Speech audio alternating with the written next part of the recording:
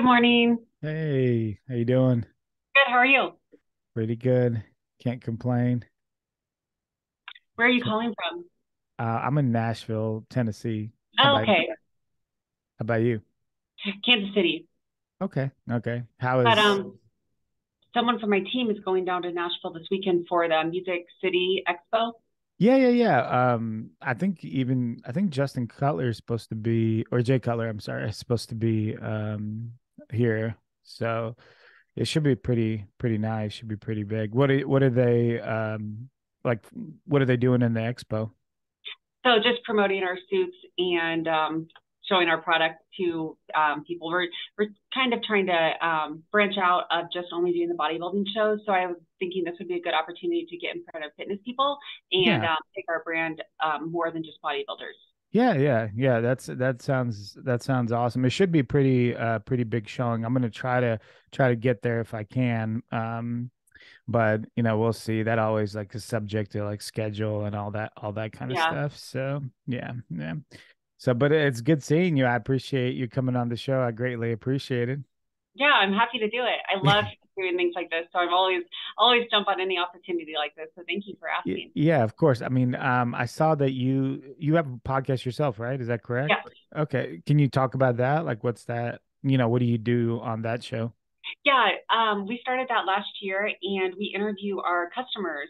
And I really love interviewing people with a unique story that has some sort of obstacle that they've overcame to Mhm. inspire others. So one of my favorite interviews was with Whitney Weiser. She's in Nashville, I believe. Yeah, yeah. I And know she, Whitney. okay, so Whitney talked about her whole story, and that was uh, amazing. I mean, Yeah, incredible. I don't have an adjective to describe it. And I love hearing stories like that because I think we all go through obstacles, but it's hard to relate to one another, you know? So when you can hear it and think like what other people have overcome, it just gives us all a sense of in this together and we can do it, we've got this. yeah, no, absolutely. I completely agree. And I kind of like getting into stuff like that, myself, just because, like you said, it's one of those things where sometimes you do feel like you're kind of you're doing it alone. Even though there's other people in the gym and other people training, it's like it makes it more real when how they got, to where they are, or like where on the journey they're on. Like part of something that I really like can't stand is when people that are at like a higher level of fitness start maybe like poking fun or somehow putting down people that are like just getting started, especially that kind of happens maybe like at the beginning of the new year, when people are trying to start their fitness journey. Maybe they do their like New Year's resolution and such. And so it's one of those things where I was like, you got to remember where you were when you first started. It's like it's not easy, and instead of like putting people down, you should really just be like trying to support them. um and so yeah, that's I completely agree with you on that for sure. So Yeah, there's no room at all in the world for anything like that. And we all have our own thing. People that start a gym practice and they've never been in the gym, it's so physical and visually we can see, oh, they've never done this before. They don't know what they're doing. mhm. But us on the other side of it, there's so many things that we do. We have no idea how we are doing, but it's a lot less easy to look at from a visual standpoint because it's not, you can't really see in someone's brain. So it doesn't make sense to me why people do that. It's a huge pet peeve of mine as well. And, the gym should be a place where people feel safe and Yeah, almost, especially coming from a bodybuilder's background, it's a lot of our therapy, it's our drug of choice to get out of overcome the obstacles mhm. and dealing with life. So yeah, I Yeah. definitely relate to you with that on that pet peeve. Yeah, I'm part of that, the gym being like a type of therapy. I just know it was so tough for people like during the COVID years because it's like it made it so hard for people to go to the gym. Like I had to kind of build my own gym at home. Others didn't have that opportunity. So it's like it really, caused a lot of struggle for people. Dealing with all that. I'm glad we're kind of out of that phase now, so people can really like get it back into it. Yeah, yeah, definitely. Yeah, it's interesting. They took away or they tried to take away our our best form of how to fight the Yeah. disease. Yeah, But yeah. that's for another conversation. Sure, sure. And I mean, like, yeah, absolutely. And I mean, I get it, it's like it's a contagious disease. So like I get both sides of it, but it definitely is a struggle, for someone who's like, hey, I'm trying to work out. I'm gonna be safe. It's sometimes it causes more harm than good. But that, like you said, another conversation for another day. So how did you get into training and fitness in this industry anyway? So after I graduated college, which was about 10 years ago, I wanted a new goal to work on. After getting my diploma, I was like, what's next? I've always been that person. What's next? So I was thinking, I saw that there was now a bikini division in bodybuilding because this was in 2013. The bikini division had just come out. Yeah. And prior to that, I had no interest in bodybuilding because I kind of saw it as, a drug sport, Hmm. seeing all the huge women. And so I was very interested in it now that I saw these women that I was like, oh, I want to look like that. I want to train like that. I want to be like them. And so I started training for the bikini division back in 2013.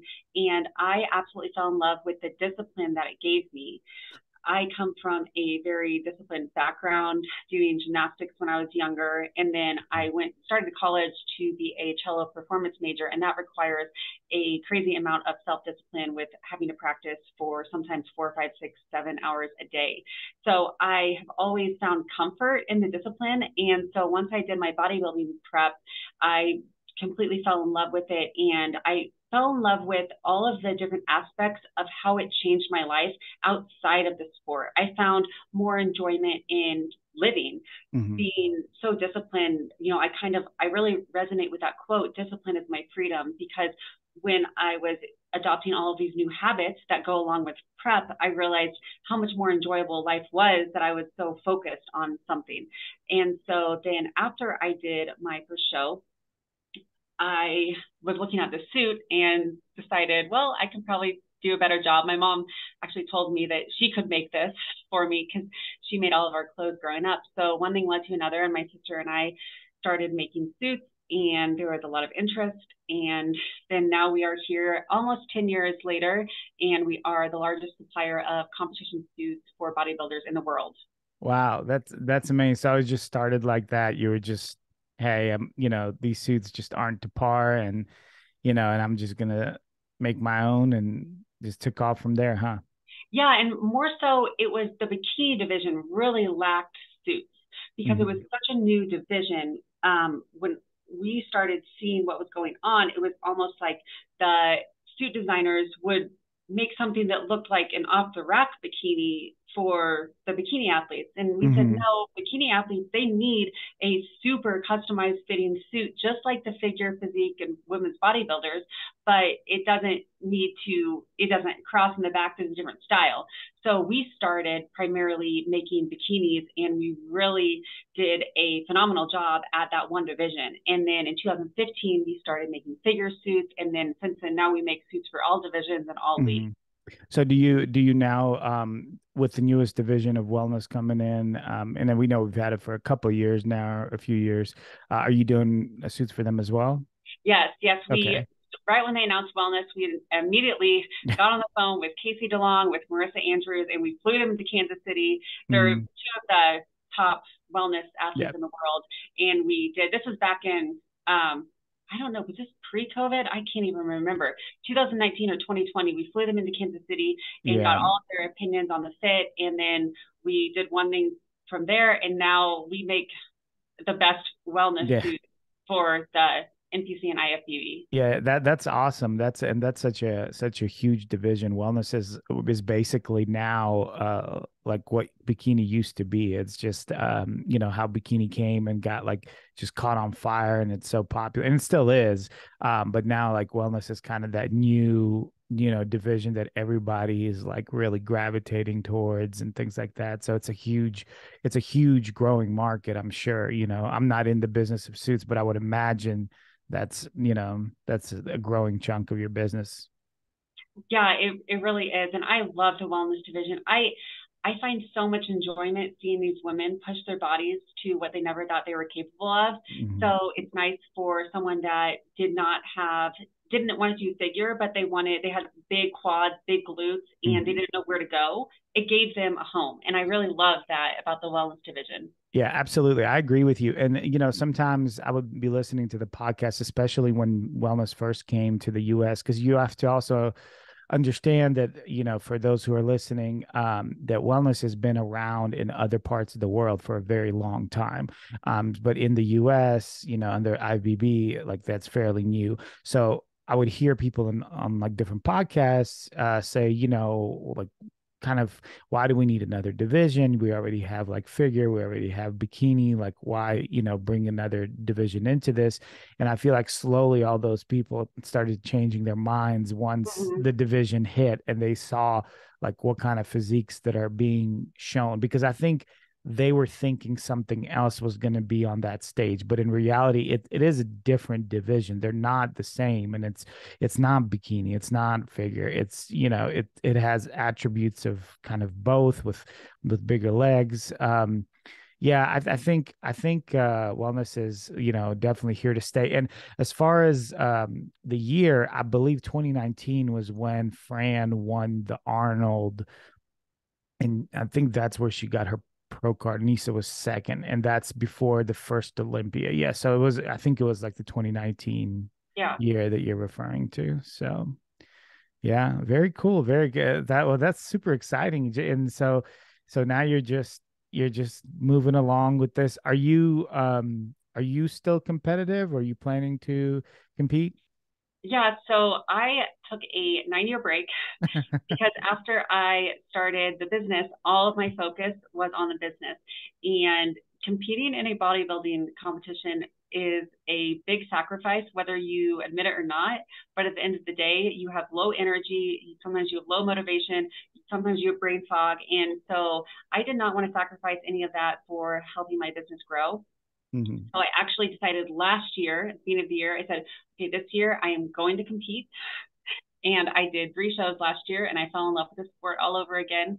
And yeah, I love the discipline of prep. I love being Hmm. on stage. I love everything about it. I'm not going to compete this year, but I will definitely compete again in the future at some point.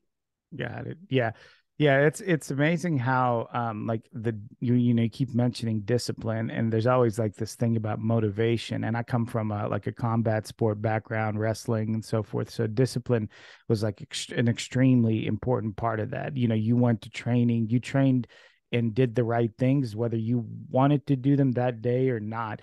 And I find like that a lot of times, like that's the major issue that people are having whenever I speak to like clients and others, that it's they have motivation, but motivation is fleeting, right? It's like Mm-hmm. there one time, then it's not there anymore. Then you look at somebody and you're like, I'm motivated, then you're not. But discipline is like what gets you through those, difficult times, those, keeps that consistency. So yeah, I definitely agree with you. If like without discipline, it's like it's almost impossible to get these kind of things accomplished.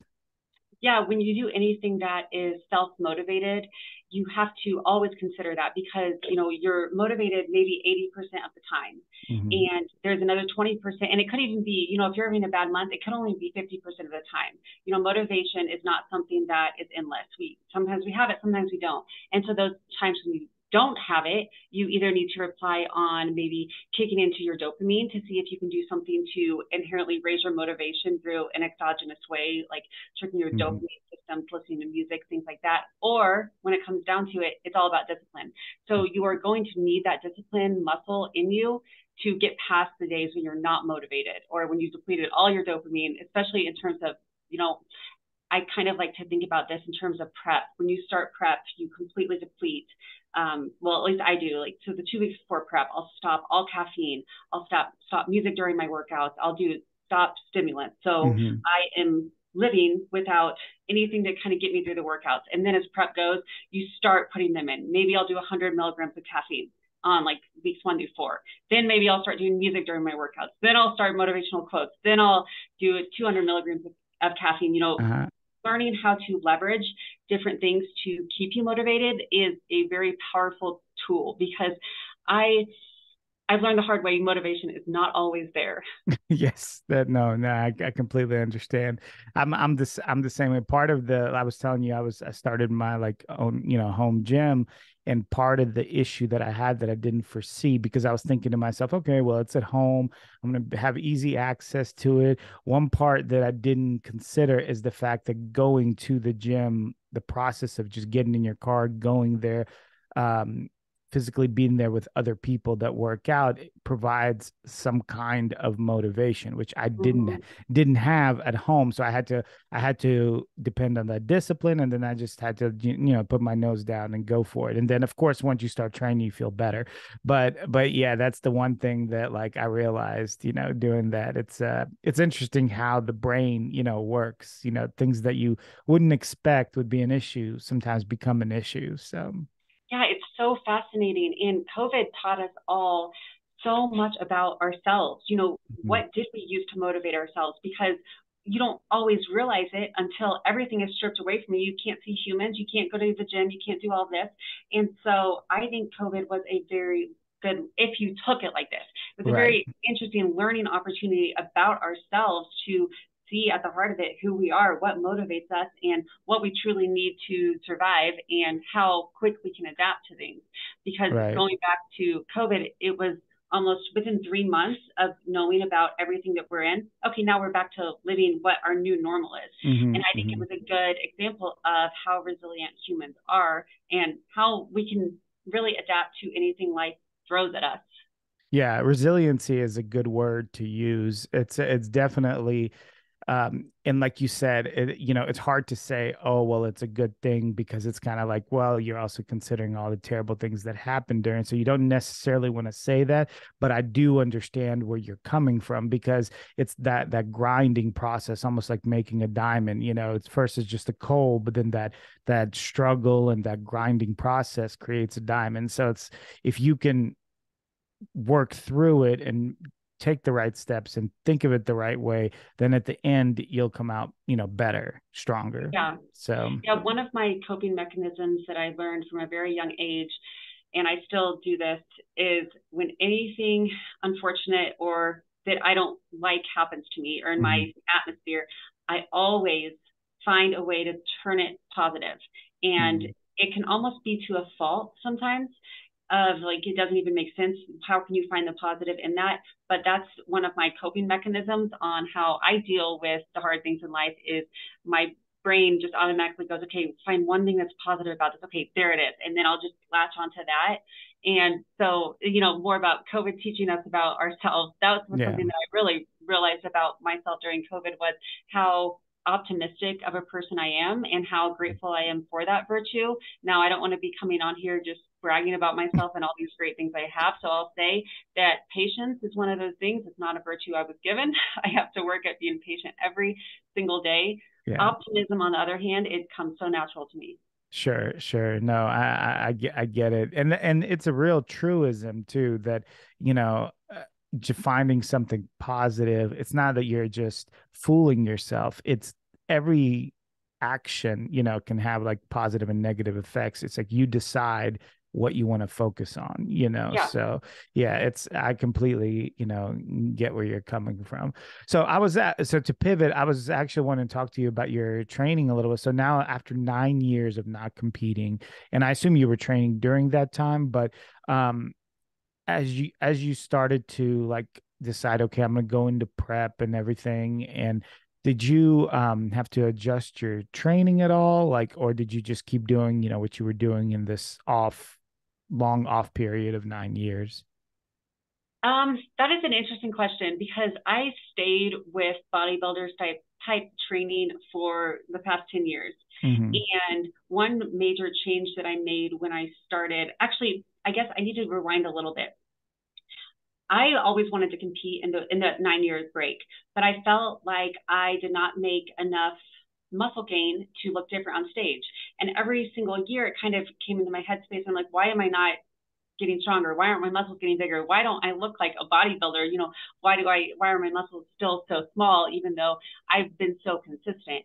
And so at the beginning of 2022, I got all of my hormones checked, and I did not have any testosterone or estrogen or progesterone. So all of my hormones were zero, which is pretty different from a typical patient. Usually there's an offset. You know, if you have high estrogen, you have low Yeah. testosterone, or vice versa. Well, mine were different in that I didn't have anything in me. Wow. So, and it went back to, I had a surgery when I was younger, getting one of my ovaries taken out, that I realized. So once I did make the decision to go on TRT, I do a very low dose, 3 milligrams a week. But once I started that, my muscle went crazy because I Mm-hmm. had, you know, 9 years of practice in the gym, doing the movements, doing the discipline. And then once my body had the right hormones to build the muscle, I did make a lot of quick progress in those first few months on it. And that's when I decided to, wow, my body can look different. I am ready to compete. So Yeah. it's kind of an interesting story of what drove me to want to get on stage again. I kept putting in the work and not seeing the effort. You know, I mean, I'm talking 9 years of putting in work day after Yeah. day and not seeing like any muscle growth. And I love the gym, so that wasn't going to demotivate me from going, but it definitely demotivated me from getting on stage, because the worst thing for an athlete is to get on stage, take an off season, get on stage again, and look worse, Yeah. or Yeah. not look better. So I wasn't going to do that, because to me that would be failing in my mind. Yeah. It's not about the placement for me, but it's about making that progress against my own body. And so I Right. have still to this day never won first place, which is exciting to me because I still have this fire under me. And this is Mm-hmm. talking about not even on like a regional show. I've never won first. So I'm definitely going to compete again, because I still have all of these buckets that I can, you know, win first. And then after that, maybe win the overall. And then after that, step on a national stage. You know, I have Mm-hmm. all these little goals. So people will ask me, you know, are you trying to get your pro card? And for me, it's, I haven't even gotten first on a regional stage. Right. Right. So Right. I'm just going from there. Yeah, yeah, no, I completely get it. Yeah, it's like it's a process, and it's exciting to to have an achievement like throughout that process. So instead of, sometimes it's like that. Sometimes if you do, like, some people always like think of the final goal, which is fine. That's, there's nothing wrong with that. But I do understand where you're saying these little goals, little achievements are also extremely exciting, because they're like stairs, to the process of going up to the top. So it's like you don't want to be, how can I put this? You don't want to be miserable until you get to the top. So sometimes people feel like they haven't achieved anything until they get to this highest level. But if you enjoy, you know, winning along the way, it's like it makes that process way, a lot better. And Yeah, so, definitely. yeah, I And can go ahead. I'm sorry. there really is no top, you Right. know, like when you say I'm going to be happy once I get to the top of the mountain, Right. well, there's another mountain that's taller. Absolutely. So which mountain are you know, so Yeah. I don't look at it in that sense. And I do see some other people, you know, thinking I will be happy once I become an IFBB pro. But Right. the amount of times that I have talked to pros and they reflecting on their career, maybe it's when I'm doing a podcast or something with them, I hear them say, the most fun I had in the sport was when I was chasing that pro card. You know, Hmm. people don't realize how much it lights a fire on you. You know, to go to nationals. First of all, getting on the national stage is such an accomplishment in itself. And then getting in the top 16, you got a place at nationals. That's amazing. And Yeah. then getting in the top 10, and then getting in the top 5, and then getting, you know, second place, and then, you know, celebrate every single little step.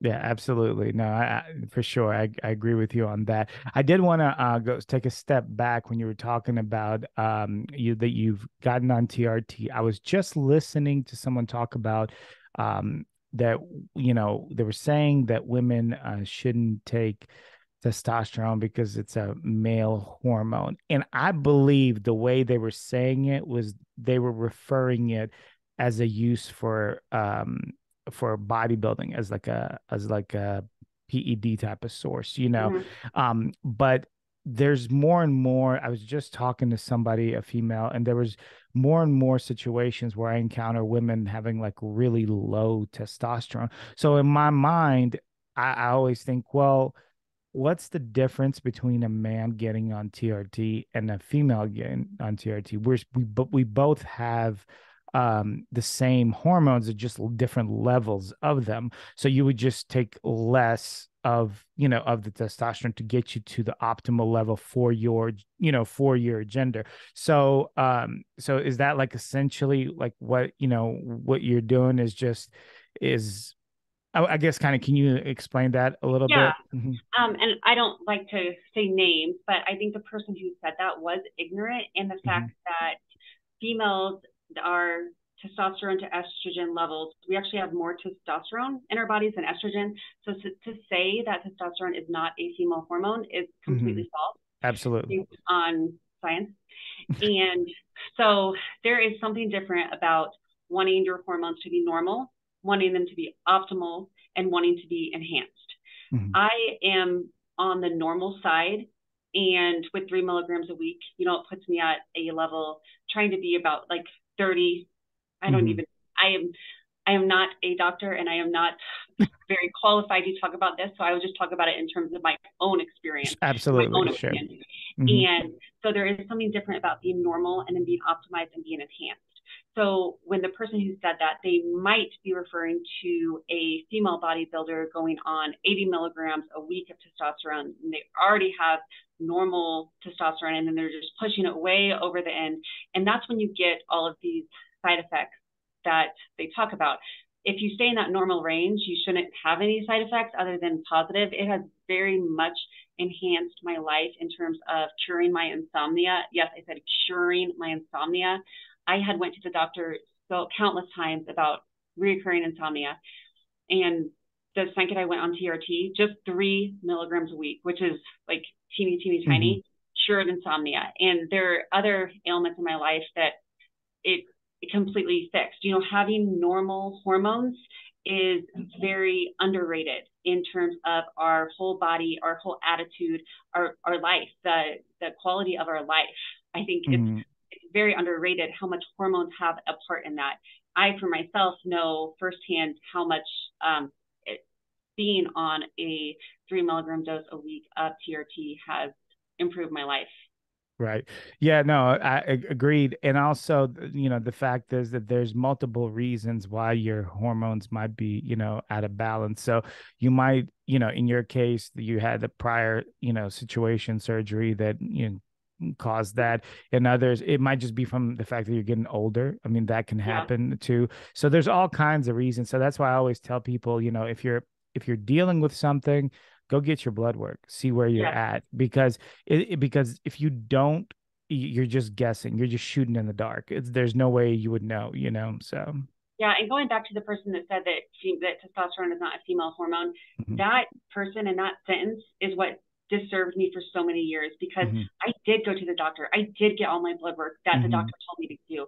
I did everything that they were asking, but Western medicine does not test for testosterone in Yeah. females.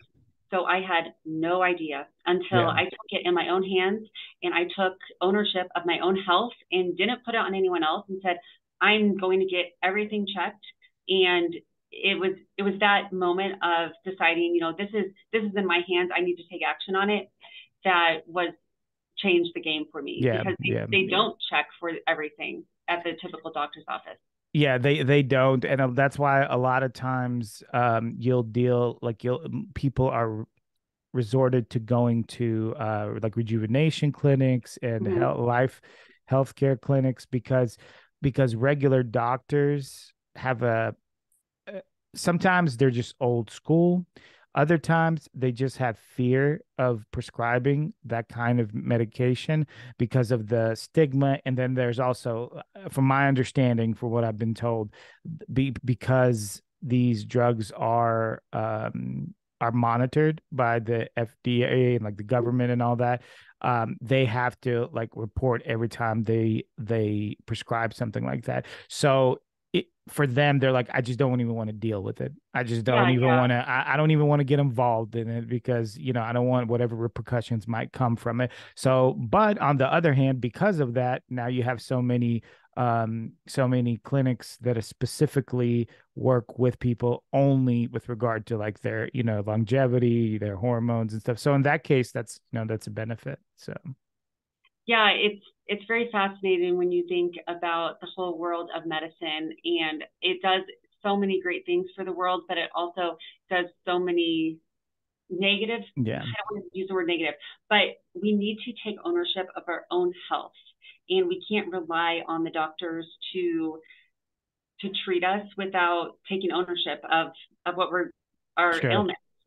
Sure. No, no, I get it. The problem comes in, and I don't want to like drag the subject out. The problem comes in though is when you go to your doctor and you're like, "Hey, I want this test." And they're like, well, I don't want to prescribe this test. So, like, what are your options? I mean, you could go to another doctor, you could get yourself, but then insurance won't, pay for it most likely. So it's like it depends on, if obviously it depends on person's finances, it depends on all of that stuff, but it can get very hairy, Yes. yeah. So Yeah, and I've like so when I tried to take ownership of my own health, I called LabCorp because I was trying to order tests online, and I clicked testosterone, and then it said this test can only be prescribed for men. And so I called them. I said, why can't I get my? This is LabCorp, yeah, like the yeah. biggest LabCorp company, and I've this was seen I've seen the same thing. Yeah. yeah, When I and click this on was it. a year ago. It was very recent, and they probably still have this. And they Hmm. said they cannot test female testosterone without a doctor's diagnosis. Yeah. How much of a disservice is that to women? Like Yeah. things need to change. Yeah, it's funny because I'm trying to find the reason behind it. Like, what would be the reason? Is it insurance related? Is it just tradition related? Like, I don't know. It's because I can't think of a legitimate reason why you wouldn't allow someone to get a particular test. It just doesn't make sense to me. But who knows, right? A lot of it stems from a poor research study that was done in the Hmm. 90s on female HRT. And it was a very poorly ran research that linked HRT to breast cancer. And Hmm. that one research study really, really, when it was published, it really made a detrimental effect on women and our hormones. Yeah. Since then, they have debunked that, and it's still though ingrained in people's minds because this research study that they had linked they had just pounded in doctors and the whole community. There's Hmm. so many people that still believe that HRT is linked to breast cancer from this bogus, or Right. I don't know, another adjective. Peter Attia talks in depth about this if you follow him. And I was so fascinated when he went into detail about how this study even got published in the first place. And it's fascinating how much of a disservice that Western medicine has done to women. Yeah, it's the same thing with that I hear from the layman's about TRT for men. Not as much anymore, but they always say, "Oh, well, this causes cancer." It's like if any, that's like a fallback of like what just what people say about stuff like that. Oh, it causes cancer. How? When? Like where? Show me where it actually did that in real life. Yeah. Not in some non-peer reviewed study. It's yeah, these studies are this is the problem that I have with studies is that people quote them all the time, but to actually know that if the study was legitimate takes a lot of work. Like somebody, we could be having a conversation and I could just be rambling off like studies. There's no way to know if these quote unquote studies are actually legitimate. And they might be done by bigger entities, but that still doesn't mean that the study was legitimate. Yeah, there's a lot that goes into it for sure. For sure. Yeah, I've actually been on the other side of that. I tried to get a study that I did published when I was in college Hmm. about. I'm going to go really nerd here, but it was about automatic Sorry. automatic tube compensation on a mechanical ventilator in ICU patients, and it was me and three other people trying to get this study published. And we got to the ending phases. It did not get published in the end, but I realized there is not much oversight to what goes on in the lab. Yeah. We were in the lab, 40 hours doing numbers, doing experiments, putting in data, but we're humans. Hmm. There's no one from like the board of whatever Right. watching us, making sure we're doing everything exactly right. So that humbled me in itself, being on the other end, trying to get something published. There's not any sense of, I don't know, Yeah. like no one's watching you. Right, right. It's okay. Yeah, I mean, you could be putting essentially anything out there, and there's no real way to know if that's, if that's like true, Yeah. so yeah, it's a wild, wild west out there with the studies and medicine and everything like that. So that's why you have to do your best. Like you said, take ownership of your own health. Do your research, be an active patient. A lot of times people are passive patients, and you got to be real careful with that because it's my mom is like the most active patient. She's so active that she like irritates majority of her doctors, but it's like, but she gets what she needs, and that's Yeah. unfortunately how like you have to be. It's yeah, that's how it goes. Yeah, those are great adjectives to describe different patients because I've never thought about it that way. But a lot of people are passive patients because we're almost taught to be passive patients Hmm. in the sense that doctors know what's best for you. You do what the doctor says. Right, Well, right. doctors actually wouldn't tell you that. I don't think any doctor would say, no, I know what's best. I'm going to tell you exactly what to do. Yeah, Kind of have that in our head, almost like they're magicians in a sense, when yeah, really we are the best people for our own health. We have to right. be our own advocate.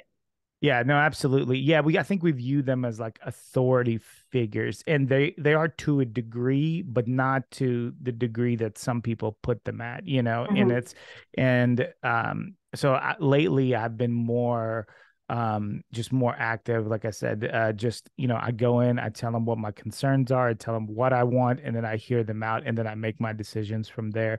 Yeah, I don't I'm more of an equal partner with them now than I used to be when I was younger, where I'll be like, oh, okay, well, oh, that's what you think. Oh, all right. It's like, but for that, you also have to do your own research. And that sometimes people don't want to do that. Yeah. So I yeah, like that. Be a partner with your doctor. yeah. It should be a partnership relationship. Yeah, yeah, yeah. And if your doctor, I will say this, if there is something bothering you about your doctor and you don't feel like you're getting what you need, it's perfectly okay to find another one. I Yeah. mean, everybody's not gonna mesh well. So, Yeah. it's like you're not stuck there. So, yeah. Well, I was also just going to talk to you about your business again. So you do it only for females? Are your suits only for females, or do you do male suits as well? Just females. Just females. Okay. So, what do you think about like the way, with the last Olympias and everything, like the direction that the female divisions are going? Um, I know that some people were talking about, oh, well, everyone's getting a little bit bigger across all divisions. Some people are saying, oh, that's not really true. They're just kind of improving their physiques. Like, what is your thought about that as far as like overall movement of the industry in the female divisions? The athletes will drive the sport whatever direction it goes. I think wellness shows this more so than any other division. When wellness first came out, there weren't clear guidelines and people had no idea what it was. Well, the athletes showed up, they brought their best, and that the judges said what they wanted. And Mhm. so it's up to us as athletes to drive the division on where we want to see it go. I do see the bikini division coming down a bit on muscle and Mhm. focusing more on proportions because there was a little bit of time where I think we might have gotten a little bit more, glute dominant on seeing like the biggest round of glutes win without upper body. And now I definitely see we're coming back to more of a symmetrical look. However, I do see that the bikini division is very, very competitive. And it should be, especially in the pro league. It should be something that you have to work years and years and years to get to.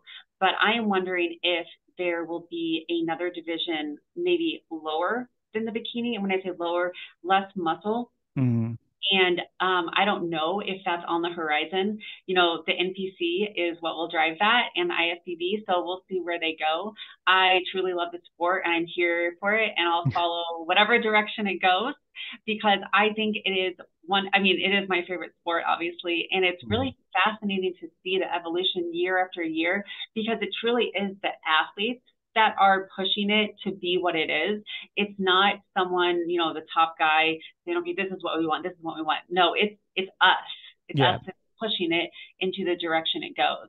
And I sure. think we see that with women's bodybuilding being non-existent anymore, that we are wanting more of a not attainable, but a natural drug-free look on, Hmm. you know, on stage, especially for the bikini division. I don't think that the enhanced look is, in my opinion, is where bikini should be headed. When things get too symmetrical, or like if your waist gets so tiny Hmm. and you know you have this very exaggerated frame, hourglass frame, when it starts to look a little alien-esque, I do Hmm. not think that that is where the division is headed at all. I always prefer the more natural looking physiques. And I'm not here to say that one is natural or Hmm. one's not, but I think looking at it of a sense of what is that natural beauty of what the female muscle can be, I think that that is where the bikini division is headed, but only time will tell. Yeah, no, absolutely. I definitely think that like that exaggerated look is kind of would be kind of a mood point for bikini because we already have other divisions that like fall into those that criteria. I mean, we have figure, they have small waist, X frame, so like we said, wellness, big legs. So we have like exaggerated divisions to Yeah, a degree. We don't need bikini to be that way either, also, I mean, so but I see what you're talking about. The way I look at it is if a person that's not involved in bodybuilding looks at you, are they gonna see like a physique that they feel they can get? And if they feel like it's attainable to them, and again, obviously it takes a lot of work. Most regular people don't have the genetics, for these specific athletes. But if a person just looks at it and they feel like, oh, that's a look that will get me motivated to go to the gym because I want to kind of look like that. I feel like that's what we would call like a more of a natural, look. Because a lot of times, like regular people, mainstream people will look at, bodybuilders of most divisions and be like, that's too much. I can't, And so I yeah. think I think bikini has that advantage that they can be mainstream. A lot of those girls can be in mainstream magazines and mainstream stuff. They don't, Mm-hmm.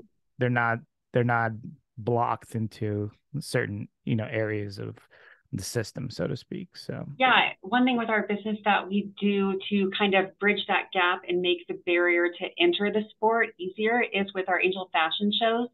mm, We do these for girls in their off season, maybe those that have never competed before, or people even in peak week. You know, 2 weeks out from a competition, we'll do a fashion show.